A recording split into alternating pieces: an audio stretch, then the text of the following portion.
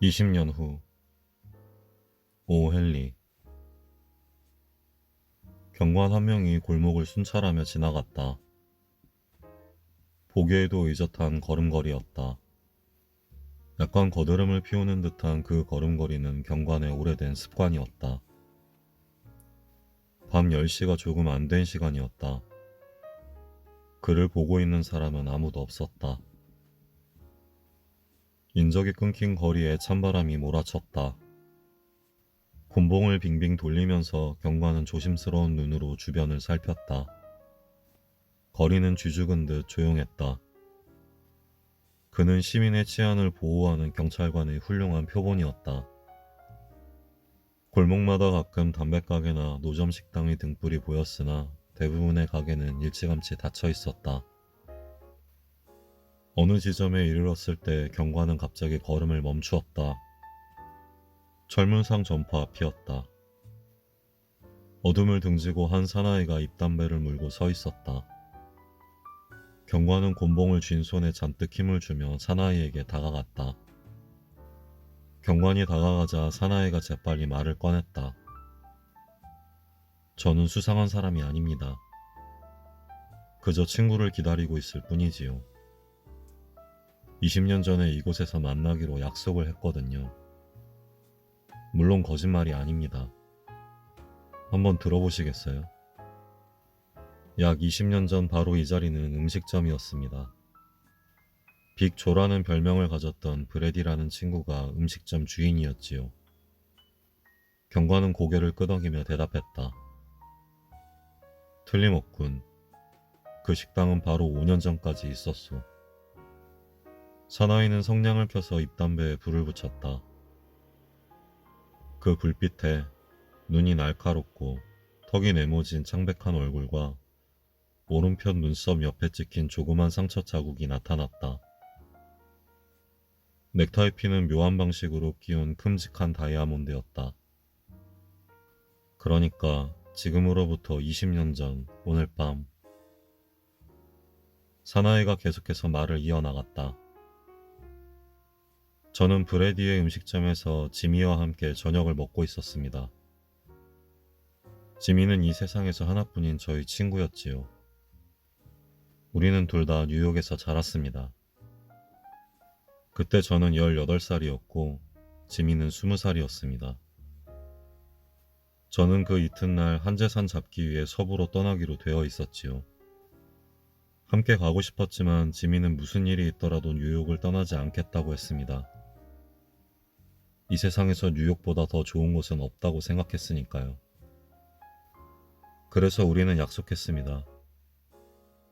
20년이 지난 뒤에 이 자리에 다시 만나자고. 어떤 신분이 돼 있더라도, 아무리 먼 곳에 있더라도 반드시 여기 와서 만나자고 약속을 했던 겁니다.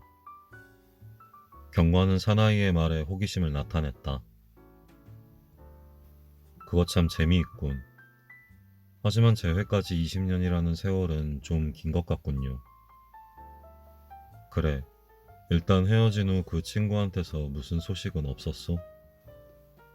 물론 있었지요. 얼마 동안은 서로 편지 왕래가 있었습니다. 그러다가 몇 년 지나자 피차 소식을 모르게 됐지요. 아시겠지만 서부는 대단히 활발합니다. 일거리가 많아요. 저는 부지런히 돈을 모았습니다. 그렇군. 그런데 친구가 과연 나타날까요?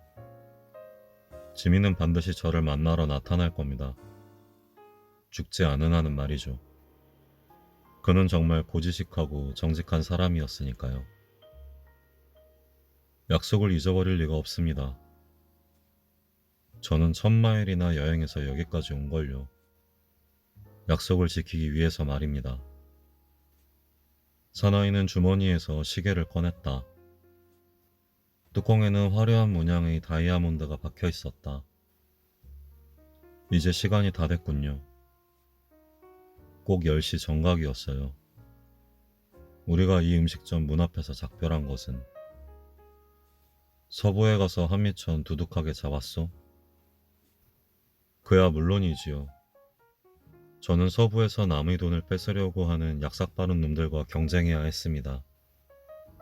뉴욕에서는 그날그날 판에 찍은 것처럼 하는 일이 뻔합니다마는 서부에서는 잠시도 안심을 못합니다. 경관은 곤봉을 빙빙 돌리면서 두세 걸음 내디뎠다. 나는 그만 가겠소. 당신 친구가 틀림없이 오기를 바라오. 친구가 늦으면 어떻게 하겠소? 기다려야지요. 안녕히 가세요. 경관나리. 경관은 사내와 작별하고 그가 담당한 구역을 걸어갔다. 거리에는 차가운 이슬비가 내리기 시작했다. 잔잔하던 바람이 거칠게 불어닥쳤다. 허름한 간판들이 바람을 이기지 못하고 이리저리 흔들렸다. 이따금씩 행인들이 옷깃을 여미고 바쁜 걸음으로 지나갔다. 20년 전의 약속을 지키기 위해 1000마일의 길을 달려온 사나이는 철물상 앞에 서서 꼼짝도 않고 친구를 기다렸다. 그로부터 20분이 흘렀다.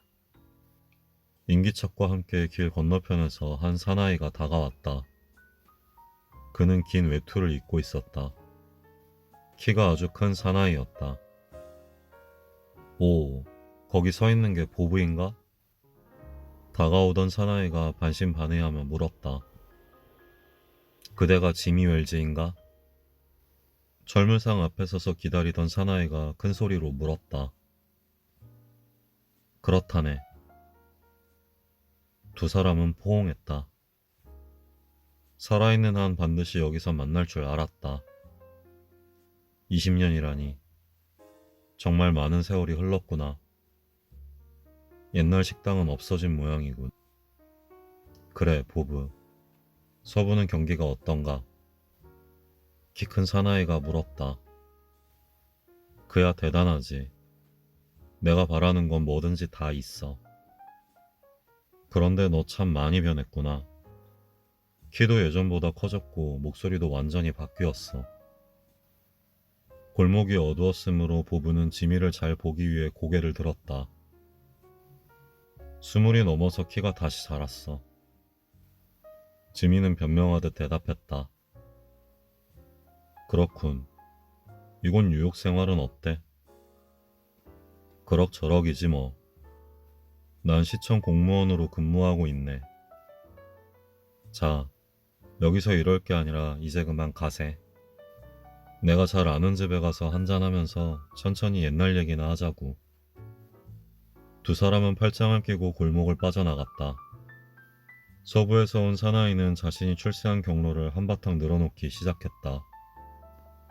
키 큰 사나이는 외투에 얼굴을 파묻은 채 흥미로운 표정으로 경청했다. 이윽고 그들은 환하게 불이 켜져 있는 약국 앞까지 걸어갔다. 전등 밑에 다다르자 두 사람은 동시에 고개를 들어 상대의 얼굴을 확인했다. 이런, 자넨 내 친구 지미 웰즈가 아니지 않은가? 서부에서 온 사나이는 걸음을 멈추고 물었다. 오해를 하고 있군. 오해가 아니야.